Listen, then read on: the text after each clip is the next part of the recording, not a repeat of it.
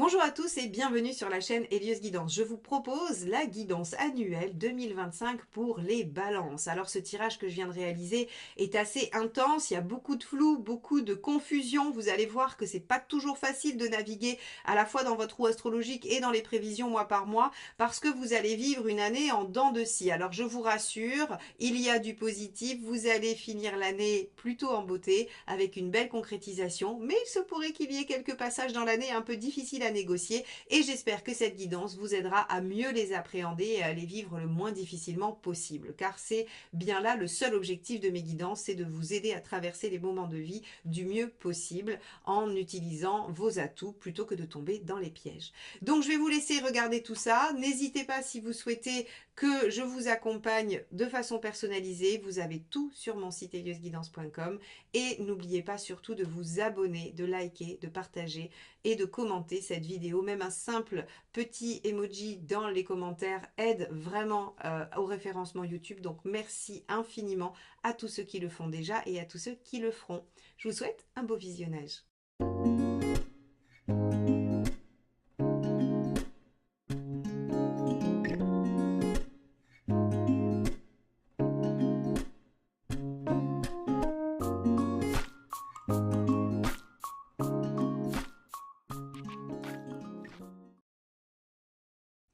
Les balances, je vous propose donc cette roue astrologique qu'on va aller explorer ensemble pour voir un petit peu quelle va être la couleur de votre année 2025 dans les différents domaines de vie. Alors, on aborde d'abord la lune inversée dans la maison 1 qui va nous parler du fait que vous allez vivre une année probablement avec des hauts et des bas, avec beaucoup d'émotions. La lune va gérer tout le domaine émotionnel, tout le domaine inconscient, donc on pourrait avoir des guérisons parce qu'on va aller faire une introspection profonde, on va aller remuer des choses, mais on pourrait aussi avoir des variations d'humeur et d'état émotionnel du fait de choses qui vont se rejouer sur cette année 2025 pour vous les balances. Alors, on va regarder un peu dans quel domaine tout ceci va venir se mettre en œuvre. On a avec la maison 2 ici le pape qui représente finalement tous les aspects matériels. On pourrait avoir des décisions en rapport avec votre vie matérielle. Le pape peut représenter les institutions. Alors, qu'est-ce que ça peut signifier? Vous êtes en attente d'une décision qui va avoir un impact sur vos finances ou bien sur votre organisation concrète personnelle. On peut avoir des situations aussi où on est en attente d'autorisation de prêt, d'autorisation peut-être pour faire un projet et faire des investissements. On pourrait attendre aussi des associés. Vous voyez, on a plein de choses possibles. En tout cas, on a l'impression avec ce pape que ceux qui gèrent vos finances, ou en tout cas vos avoirs, est régi par un côté institutionnel ou une attente de validation, d'octroi ou d'autorisation. Donc, le pape nous dit c'est plutôt positif, les choses vont dans votre sens, elles évoluent favorablement, elles vous sont autorisées, donc c'est plutôt favorable pour vous.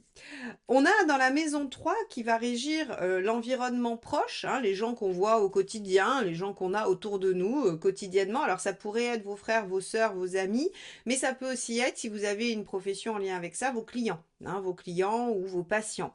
Avec la force inversée, ça va être compliqué. On va subir un petit peu ces relations, comme si ça nous demandait beaucoup d'énergie, comme si ça nous demandait pas mal de prendre sur nous, et donc on va plutôt être en support que dans le... Ça va pas forcément vous donner de l'énergie, ça va plutôt vous en prendre, ce genre de relation. Donc cette année, on va avoir un peu de mal, et d'ailleurs on voit bien la maison 11 qui est en miroir à la 3, qui nous parle aussi de notre vie sociale, de nos relations à plus grande échelle, eh bien on voit qu'il y a la mort, l'arcane 13, qui va nous demander de transformer certaines choses. Donc soit on va transformer une vie sociale, ça va avoir un impact sur notre vie, on va dire plus restreinte, plus quotidienne dans nos relations au jour le jour, ou bien c'est l'inverse, le fait de se sentir mal dans ces relations ou de les subir va nous amener à transformer des choses dans notre vie sociale. Quoi qu'il en soit, on a dans la maison 4 une réflexion à mener sur le foyer, sur la façon dont on vit. Alors, c'est assez intéressant, surtout quand on voit la suite. L'ermite va vous demander de faire le point, va vous demander de regarder en arrière et de vous dire, ok, est-ce que ce que j'ai construit dans la maison 4, c'est-à-dire ma famille, mon foyer, là où je vis, si vous n'avez pas construit de famille, c'est vous-même, votre intérieur, ce que vous avez construit en tant que personnalité, est-ce que ça vous convient? Est-ce que ça vous va? Est-ce que c'est ce que vous voulez conserver? Alors, on voit, je suis obligée de le mettre en lien tout de suite avec la maison 5 où il y a le chariot parce que en fait, cette réflexion que vous allez mener en maison 4, elle vous amène à une conclusion qui est je veux évoluer, je veux avancer, je veux dépasser des choses. Alors, vous dépassez vous-même, dépasser des obstacles, dépasser des problématiques.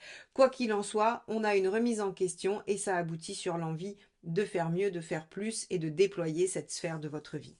Alors la maison 5, c'est les amours, c'est les enfants.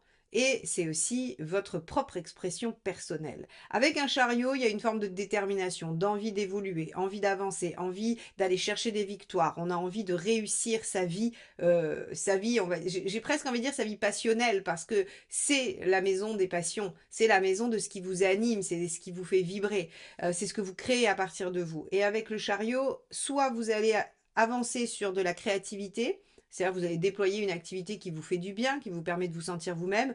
Soit vous allez avoir des enfants, ou vous allez avoir des situations agréables, plaisantes avec vos enfants, où vos enfants vont évoluer favorablement. On peut avoir de l'obtention de diplôme pour un enfant, par exemple, si ils sont en âge d'en passer. Et on a aussi une avancée dans les relations amoureuses. Ceux qui sont célibataires, avec le chariot, on peut avoir une rencontre. Ceux qui sont en attente d'une évolution favorable dans une relation affective, le chariot promet une victoire et une avancée significative. Donc on a de toute façon une avancée qui est très positive et qui est en lien probablement avec cette remise en question. On verra tout de suite après avec la maison 7 et l'impératrice que de toute façon vous prenez les choses en main par rapport à ça. On va d'abord s'attarder un petit peu sur la maison 6 qui est votre vie au quotidien, ce que vous faites tous les jours, donc elle peut aussi bien régir la façon dont vous organisez votre vie à la maison que le travail, hein, c'est-à-dire votre emploi et comment ça se passe dans votre emploi. Alors, l'étoile, elle récompense les efforts. Elle se dit que comme vous avez été courageux, valeureux, que vous avez fait des efforts, que vous avez mis des choses en place, eh bien, elle va venir favoriser une réussite personnelle et une récompense. C'est assez intéressant parce que finalement, on voit ici avec la roue de fortune en maison 10 qui traite de votre carrière, qu'il y a une évolution favorable. Vous pourriez obtenir une promotion, obtenir des projets que vous vouliez obtenir.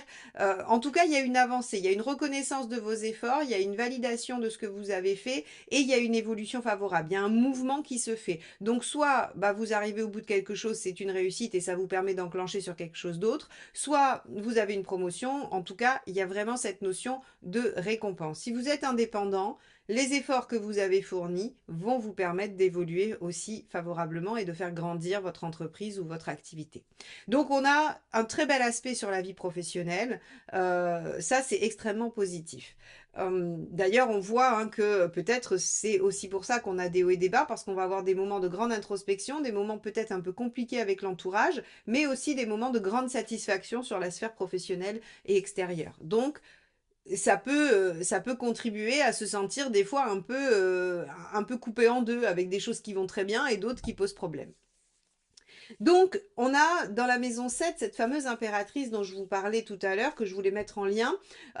On voit qu'il y a une réflexion qui est menée, des choses que l'on veut faire évoluer, et pour cause, avec l'impératrice en 7, on a pris les choses en main, on a décidé de communiquer, on a décidé de s'ouvrir, on a décidé de mettre en place le projet. Alors, quel est-il? Ça dépendra de votre situation. Si vous êtes en couple, vous voulez faire avancer les choses et construire, c'est ce qui va se passer. Si vous êtes célibataire, vous allez prendre les choses en main pour faire une rencontre significative et vous donner les moyens de construire quelque chose. Si vous êtes dans une situation compliquée, comme on pourrait dire, eh bien vous prenez les choses en main, vous communiquez pour faire évoluer favorablement les choses. Favorablement pour vous, bien évidemment. Donc, quoi qu'il en soit, c'est grâce à vos initiatives que les choses vont se mettre en place sur la sphère relationnelle, affective et amoureuse. Donc là-dessus, il n'y a pas de secret. Peu importe la situation que vous vivez actuellement, c'est grâce à votre prise de décision, c'est grâce à votre action et à votre communication que vous allez pouvoir déployer ça positivement. Alors, on va arriver sur les maisons extérieures et notamment la maison 8, ce qui vous est demandé. Alors moi, je la mets toujours en lien avec la maison 12. Et la maison 12, on voit qu'ici, il y a la justice inversée et vous avez l'empereur inversé dans la maison 8. Elles sont particulièrement reliées parce qu'elles vont nous parler toutes les deux de déséquilibre. De déséquilibre et de remise en question. Il se pourrait que vous remettiez pas mal de choses en cause dans votre vie, mais dans votre vie personnelle, puisqu'on voit que sur le plan professionnel, ça évolue favorablement. Alors, s'il y a de la remise en question, elle ne sera pas déstabilisante. Elle sera juste pour progresser, pour aller de l'avant, pour déployer un potentiel. Mais ça ne va pas venir jouer sur de la déstabilisation. C'est pour ça que j'oriente le fait que cette déstabilisation, elle est liée à votre vie personnelle, elle est liée à votre quotidien, à ce que vous vivez personnellement et à, on va dire, à cette maison de 4 à 7. Voilà. Donc on a de la déstabilisation et en fait on va vous demander de ne pas perdre de vue votre objectif, de ne pas perdre de vue ce que vous voulez réaliser dans cette mini-tempête ou dans cette déstabilisation. Ça va être important parce que on voit quand même ici avec la maison 11, hein, l'arcane 13, la maison 11 c'est à la fois votre vie sociale extérieure bien sûr, mais c'est aussi vos aspirations, votre idéal, ce que vous voulez voir advenir dans votre vie. Et là, en fait, avec l'arcane 13, c'est comme si vous changiez radicalement de façon de voir les choses. Ou que vous vous disiez, j'ai toujours voulu ça et en fait, ce n'est pas ce que je veux. Donc, on a un changement radical dans les aspirations qui amène une réflexion intérieure et l'envie de prendre les choses en main. Ça va forcément amener une déstabilisation, même si elle n'est pas réelle, concrète, elle est au moins intérieure. Ce qui vous amène à être aussi en force inversée en 3. C'est-à-dire à subir un petit peu les choses et à se retrouver un peu en difficulté pour supporter. Donc, ici, les balances, on voit que vous allez remettre en question des aspects personnels qui vont vous amener à prendre des initiatives pour dépasser les problématiques et réaliser ce que vous voulez, mais ça va forcément déstabiliser. Alors, vous êtes les rois de l'équilibre, en tout cas, vous êtes les rois de ceux qui cherchent à tout prix l'équilibre, et là, il va falloir faire face à du déséquilibre. Comment vous allez vous en sortir? Grâce à la communication, grâce à la réflexion, aussi en demandant du soutien concret avec le pape et en acceptant finalement l'évolution des choses. Alors, je vais revenir hein, sur la maison 9 puisque je n'en ai pas parlé avec le battleur dans la maison 9. Si vous voulez, on va avoir pour moi, il va y avoir de nouvelles choses dans le fait que vous allez être au monde différemment. Je ne peux que percevoir pour vous les balances sur 2025 une transformation de qui vous êtes. Et ça va se voir à l'extérieur. C'est-à-dire que, à la fois professionnellement, on reconnaît vos compétences, on vous valorise, on vous donne de nouvelles responsabilités où il y a une ouverture. Autant socialement, finalement, il y a comme si vous changiez vraiment profondément et que les gens de votre entourage, bien soit ils adhèrent, soit ils s'en vont. Et avec ce battleur en maison 9, il y a comme une nouvelle façon d'appartenir à d'autres groupes. C'est-à-dire que vous rentrez dans d'autres groupes sociaux. Vous adhérez peut-être à d'autres... euh, j'allais dire d'autres façons de voir les choses, mais en même temps, par exemple, si avant vous étiez, on va prendre un truc assez caricatural, vous étiez engagé dans la politique, dans un bord, eh bien en fait, il se pourrait que cette année vous passiez sur un autre bord politique, parce qu'en fait, votre propre cheminement personnel va vous amener à transformer votre vision du monde et vos aspirations profondes. Donc, vous allez changer d'appartenance, vous allez changer de groupes sociaux et ça va forcément venir un petit peu modifier la donne et ça vous déstabilise. Si je dois résumer cette roue qui est un peu complexe, les balances, hein, vous l'aurez compris, j'ai eu du mal à essayer de vous l'expliquer, j'espère que j'ai réussi à être claire malgré tout.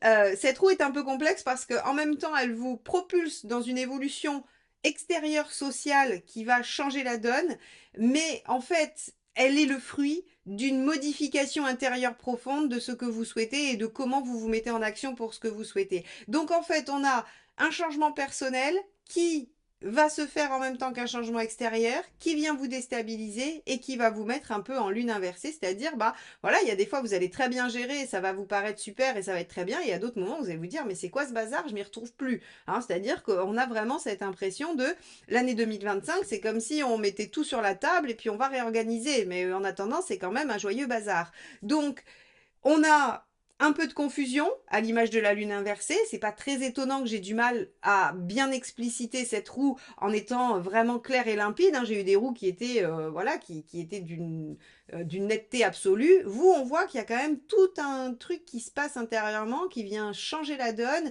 et qui met beaucoup de flou, beaucoup d'insécurité et d'instabilité. Et en même temps, on a l'impression que vous êtes tout à fait en capacité de mener la barque et de prendre des décisions et de faire les choses. Donc, j'aurais envie de vous dire, les balances, une année de transition positive sur votre vie extérieure, qui vient changer la donne intérieurement. On va aller regarder mois par mois ce qui va se passer et ça risque d'être intéressant de voir un petit peu comment tout ça, ça va se déployer. Allez, on y va. Donc, regardons ce que vous réserve ce premier semestre, donc de janvier à juin, sur l'année 2025. On a ici comme carte dominante l'équivalent de la carte de la roue de la fortune, roue de fortune. Donc, ça veut dire qu'il y aura des opportunités, qu'il y aura des choses qui vont évoluer, avancer. Normalement, la vie devrait prendre un rythme assez soutenu et vous devriez voir des choses se mettre en œuvre. Donc, ce qu'on avait vu, ces changements devraient démarrer dès le début de l'année. Regardons ce que vous réserve le mois de janvier. On a un 3 de denier, très bien. 3 de denier, cavalier d'épée. Et on a, hop, je regarde, le valet de bâton. Donc effectivement, on va avoir un mois de janvier dynamique. Le cavalier d'épée et le valet de bâton vont venir donner un rythme soutenu. Cavalier d'épée, vous dépassez des obstacles, vous réglez des problématiques. Valet de bâton, vous avez l'enthousiasme et la fougue nécessaires pour gérer plusieurs choses à la fois. Le 3 de denier nous dit que des premiers résultats commencent à arriver. Rappelez-vous, nous avions l'étoile inversée. Je vous ai dit, vous allez voir les choses porter leurs fruits. Vous allez voir le fruit de vos efforts. Et bien, dès le mois de janvier, des choses très concrètes se mettent en place. On est sur, il n'y a pas de coupe, donc c'est pas de l'émotionnel. On n'est pas dans notre lune inversée. On est plutôt sur du factuel. Donc ça peut être professionnel, ça peut être concrètement dans une relation, sans qu'il y ait d'affect. Quoi qu'il en soit, on est sur quelque chose qui visiblement au niveau palpable, avance. On va regarder ce qui se passe au niveau du mois de février. On a le 4 de coupe. Ok. On a le 2 de coupe. Donc là, vous voyez, on va passer sur un mois beaucoup plus affectif, beaucoup plus émotionnel. Et l'empereur, bonne nouvelle, ça veut dire que on a entre le 4 de coupe et l'empereur, on va avoir une notion quand même de stabilité, d'engagement. Alors bien sûr, ça pourrait être encore insuffisant, ça pourrait être encore insatisfaisant, puisque le 4 de coupe nous parle de verre à moitié vide, à moitié plein. On pourrait ne pas avoir atteint l'objectif final, on pourrait ne pas encore être vraiment dans une réalisation complète et totale. En revanche, on est quand même bien dans un lien. Alors, ça peut être amoureux, effectivement, mais ça peut être amical et familial, ou même professionnel. Vous pourriez avoir une bonne stabilité avec un partenaire professionnel, avec un associé, tout comme avec quelqu'un avec qui vous avez une relation affective et amoureuse. Ici, chacun va vivre un événement relationnel et affectif qui va se poser, se concrétiser, j'allais dire, oui, s'entériner. Je ne sais pas si on dit entériner quelque chose, oui, on le dit, mais en tout cas, on va avoir des bases solides pour démarrer quelque chose. Alors, on va aller voir ce qui se passe au mois de mars. Au mois de mars, on a Tempérance, le roi de coupe et l'arcane 13. Alors, sur le mois de mars, on a l'impression que vous avez envie de changer votre façon de voir les choses. Alors, moi, quand je regarde ça, je me dis, ok, on a des opportunités qui arrivent tout de suite dès janvier, vous mettez en place quelque chose au niveau relationnel. Et là, hop, hop, hop, attention, vous vous rappelez qu'il faut changer des choses, que vous n'avez plus envie de faire comme d'habitude. Vous vous rendez compte que avec l'arcane 13, il y a quand même quelque chose en vous qui s'est modifié, qui s'est changé. Alors, suite à une réflexion, suite à des événements, suite à des blessures, ça sera encore différent pour chacun de vous, mais en tout cas, il y a un besoin de modifier quelque chose. Et ici, avec Tempérance et le roi de coupe, vous avez davantage besoin de plaisir, de joie, de positivité, de réciprocité, d'échange. On est dans la légèreté avec le roi de coupe et avec Tempérance, alors que juste avant, on était dans le fait de poser des bases solides. Alors, deux options. Soit il y a quelque chose qui est posé, ancré, que vous remettez en question. Rappelez-vous, justice et empereur inversé, je remets des choses en question. Et vous allez vers quelque chose de plus léger. Donc vous pourriez soit quitter une relation un peu construite, un peu plate, un peu monotone pour quelque chose de plus exaltant. Ou vous pourriez essayer de mettre de l'exaltation dans une relation qui est en train de se construire et de s'ancrer.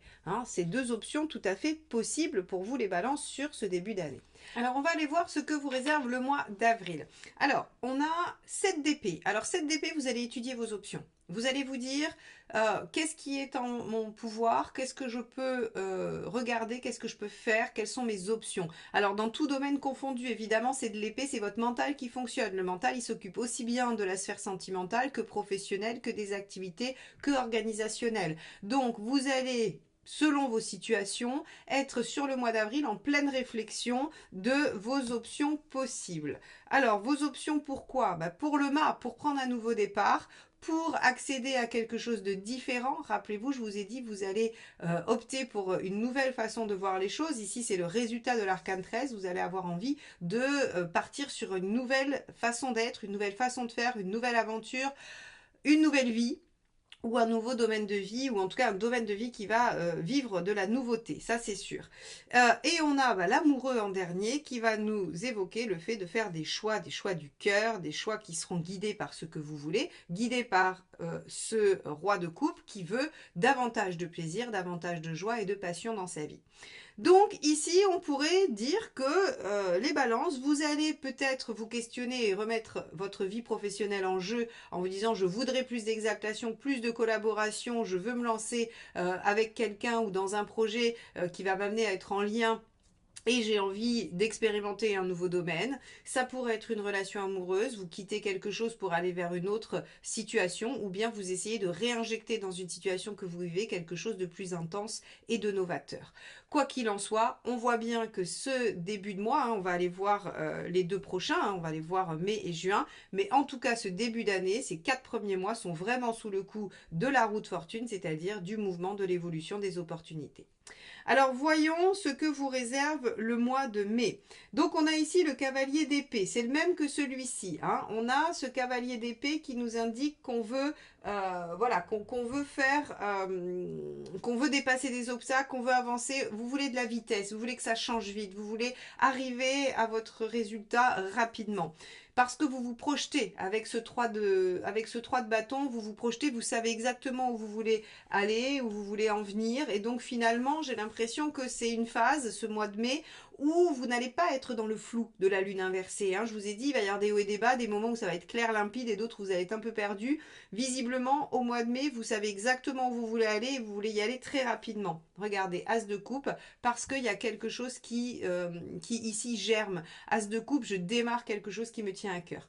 Un job, un emploi, une relation, une activité. Encore une fois, ça viendra toucher le domaine qui vous préoccupe, le domaine qui sera vraiment impacté par ça, sera différent pour chacun des balances. Mais quoi qu'il en soit, sur le mois de mai, vous savez où vous voulez aller et vous voulez démarrer ce que vous avez choisi, hein, l'option, c'est-à-dire que 7 d'épée, vous avez vu les différentes voies possibles, vous lancez dans un choix du cœur et vous avez très vite envie de le concrétiser et de le démarrer dès le mois de mai. Alors au mois de juin, regardez, on est encore sur le magicien, hein, donc on est sur l'arcane 1, je débute, je démarre, je me lance, j'y vais, je fonce, As de bâton, je me mets en action concrète et je déploie tout mon enthousiasme et ma fougue dans ce nouveau départ. Et regardez, roi de coupe, encore une fois, je suis dans la joie et les plaisirs. Alors, pour moi, ce premier trimestre, il est assez évocateur du fait que vous allez avoir l'opportunité de changer des choses dans votre vie et de vous lancer sur quelque chose qui vous plaît, qui vous exalte. Donc on a une première partie d'année où on a de l'action, du démarrage, de l'enthousiasme, de l'exaltation, de la joie, du plaisir et quelque chose qui semble se concrétiser, se réaliser du côté de votre épanouissement personnel. Voilà ce qui se passe dans ce premier semestre. On va regarder ce qui se passe dans le second pour voir si on concrétise, on assoit ou s'il y a d'autres choses. Hein. Où se cache cette lune inversée? C'est haut et c'est bas. On va regarder ça. Allez, on se retrouve tout de suite pour le deuxième semestre. Alors, notre deuxième semestre sera sous le sigle du... alors, cette carte-là, l'équivalent, c'est les amoureux, l'amoureux. Hein, la carte 6, l'arcane 6, qui va nous parler de bien-être affectif, de relations équilibrées, mais aussi de choix du cœur. On avait vu que vous l'aviez déjà sur le mois d'avril, vous faites un choix du cœur. Et là, on voit que sur cette deuxième partie, eh bien, il y a soit une réalisation personnelle qui découle de ces choix, soit des choix secondaires, c'est-à-dire des choix qui découlent de ces première prise de position que vous avez eue voilà, sur ce premier début d'année. Alors, on va regarder tout de suite le mois de juillet. On a un 8 d'épée. Ok, 8 d'épée. 3 d'épée. Et 8 de bâton. Alors, Le risque du mois de juillet, c'est que des choses auxquelles vous n'aviez pas pensé arrivent. C'est-à-dire qu'on était sur cette fin de semestre où il y a beaucoup d'exaltation, beaucoup de joie, on se lance, on y va avec confiance, on est dans quelque chose qui se passe très bien.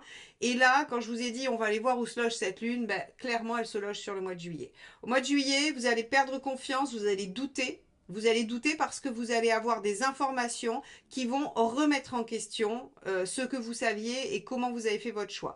Par exemple, vous avez un certain nombre d'informations qui vous permettent de faire un choix A ou un choix B. Au mois de juillet, on vous donne de nouvelles informations qui, si vous les aviez connues précédemment, vous auriez fait un choix différent. Et donc ici, on a vraiment, alors 8 de bâton et 3 d'épée, c'est clairement des nouvelles, des informations, c'est quelque chose que vous apprenez. Hein, c'est quelque chose que vous apprenez et qui vient vous faire douter. Donc le mois de juillet sera un mois inconfortable, on retrouve notre fameuse lune inversée, vous allez passer de quelque chose d'extraordinaire à des doutes. Alors ici, ça ne nous dit pas que vos doutes sont fondés, qu'il faut tout remettre en question. C'est pas le sujet. C'est juste que sur le mois de juillet, les infos que vous aurez viendront vous faire remettre en question vos choix. Donc ici, on a sur le mois d'août du 5 de coupe, de l'as de coupe. Waouh, on est vraiment sur de l'affect. Hein. J'ai l'impression quand même que votre année, elle va vous secouer émotionnellement. Et d'ailleurs, on avait la lune en maison 1, c'est émotionnel, c'est sûr. Et on a le 10 de pentacle. Alors, qu'est-ce que ça peut nous dire sur ce mois d'août? Que vous vous posez la question de savoir s'il faut lâcher ou pas. Mais ici, on va avoir deux options. Parce que soit vous allez opter pour lâcher et vous relancer dans un autre choix, puisque rappelez-vous ici, hein, on avait encore la notion de choix qu'on avait déjà en avril. Donc soit vous décidez de lâcher et vous vous lancez dans un autre choix et vous faites un nouveau démarrage, soit vous doutez pendant un certain temps et au mois d'août vous vous dites je ne peux pas lâcher et donc je décide d'œuvrer pour un renouveau. Et ici, avec un 10 de pentacle, vous allez vous appuyer sur ce qui tient autour de vous, sur ce qui est solide, sur ce que vous avez construit. Ça peut être votre sécurité personnelle, ça peut être votre, si c'est quelque chose de professionnel ou de matériel, eh bien en fait ça va être sur votre assise. C'est-à-dire que ce que vous avez construit auparavant va vous permettre de vous relancer soit dans un renouveau, soit dans un nouveau départ. Ici, sur le mois d'août, en fait, on rebat les cartes. En fait, on rebat les cartes en juillet parce qu'on a de nouvelles infos et vous vous positionnez sur le mois d'août sur une forme de renouveau. Soit on relance les choses à l'intérieur de la situation, soit on la clôture et on va vers autre chose. On va regarder ce qu'il y a sur le mois de septembre. Page d'épée. Vous avez encore besoin de comprendre les choses. Le page d'épée, c'est celui qui va chercher de l'information. 3 de coupe, bon, ça va, vous retrouvez de la joie, vous y arrivez. Et 3 de bâton, vous vous projetez. Donc, vous avez statué sur le mois d'août, vous avez encore besoin d'être sûr de vous, page d'épée, vous cherchez encore à être sûr de ne rien avoir omis, de ne rien avoir oublié, d'être bien au courant de tous les tenants et les aboutissants, et vous retrouvez quand même votre joie, votre perspective. Alors 3 de coupe, on est dans quelque chose d'assez exaltant. Donc, il y a du plaisir, il y a de la joie. C'est assez rigolo parce que pour le coup, sur ce deuxième semestre, on voit très bien cet aspect de lune inversée avec des variations, des hauts et des bas. Hein. C'est-à-dire que là, on redescend, on déchante, là, on se relance. Malgré certains doutes, on remonte assez haut et extrêmement motivé avec le 3 de bâton et le 3 de coupe. Allons voir si c'était le seul petit accro ou s'il y en a d'autres. Hein. On va aller regarder sur le mois d'octobre. Alors en octobre, on a le 4 d'épée. Donc le 4 d'épée, on réfléchit, hein, c'est-à-dire que là, chat échaudé craint l'eau, les balances, vous vous dites ok, on va essayer de plus se laisser happer ou se laisser avoir. 4 de coupe, ok, on va regarder la suite, et 3 de pentacle. Ok, donc mes chères balances, vous vous êtes emballés sur la fin du premier semestre. Vous avez vécu quelque chose d'un peu compliqué sur le mois de juillet et vous vous en servez de leçon. C'est-à-dire que vous n'allez pas repartir bille en tête, vous n'allez pas vous remettre dans la même situation et là, vous avez repris les rênes, vous avez redémarré quelque chose et vous y allez tranquillement. 4 d'épée, je réfléchis à la meilleure stratégie. 4 de coupe, je construis peu à peu, j'ancre les bases. Et 3 de pentacle, j'y vais étape par étape et je construis petit à petit. Donc là, on est vraiment sur quelque chose qui, j'ai appris de mes leçons et j'y vais, voilà, à pas feutrer. Novembre, le 21. Très belle carte le 21, c'est de la réalisation, de l'ouverture, de l'aboutissement. 3 de Pentacle, vous les avez sortis sur tous les jeux, hein, donc c'est vraiment, vous allez voir tout au long de l'année que les choses vont... Imaginez que le 3 de Pentacle, c'est comme si vous construisiez une maison et que, en fait, ben, vous voyez la chape, après il y a les murs, après il y a la charpente, donc en fait on voit petit à petit que les choses avancent, évoluent, même si ça ressemble toujours pas à une maison et que vous pouvez pas y habiter, enfin ça ressemble à une maison mais vous ne pouvez pas y habiter, eh bien en fait on voit quand même que les choses évoluent. Le 3 de Pentacle c'est tout à fait ça, c'est-à-dire que vous voyez que petit à petit les choses se construisent et vous y allez vraiment étape par étape dans la construction. Et valet de coupe. Ah, très bien. Donc, vous... c'est rigolo parce que je vois vraiment cette lune à l'œuvre. Hein. Vous vous dites, ok, chat échaudé craint l'eau, on y va doucement. Mais ça a l'air de bien prendre, alors peut-être qu'on a le droit de se réemballer un petit peu. Peut-être qu'on a le droit, avec notre valet de coupe, de s'imaginer qu'on est arrivé et que ça va se réaliser. Alors, bien sûr qu'il y a des aboutissements. Le petit à petit vous encourage, vous dit que vous allez y arriver, fait que vous êtes confiant. Mais on a avec ce valet de coupe encore un petit... encore un emballement, quoi. C'est-à-dire qu'on se dit, allez, ça va, quoi, ça va aller, on peut y aller. Alors, est-ce que vraiment vous pouvez? Eh bien, 10 de bâton sur le mois de décembre, c'est pas mal du tout. Ça veut dire qu'on arrive au bout de ses peines, on arrive au bout de ses efforts et que, bah, évidemment, ça construit. Hein. Le 7 de pentacle, on récolte les fruits de ses efforts. Rappelez-vous cette fameuse étoile inversée où je vous ai dit que vous alliez avoir la récompense de ce que vous avez mis en œuvre. Et enfin, le diable, vous êtes en pleine possession de vos moyens. C'est vous qui maîtrisez les choses, qui dominez la situation. Et donc, c'est concrétisé.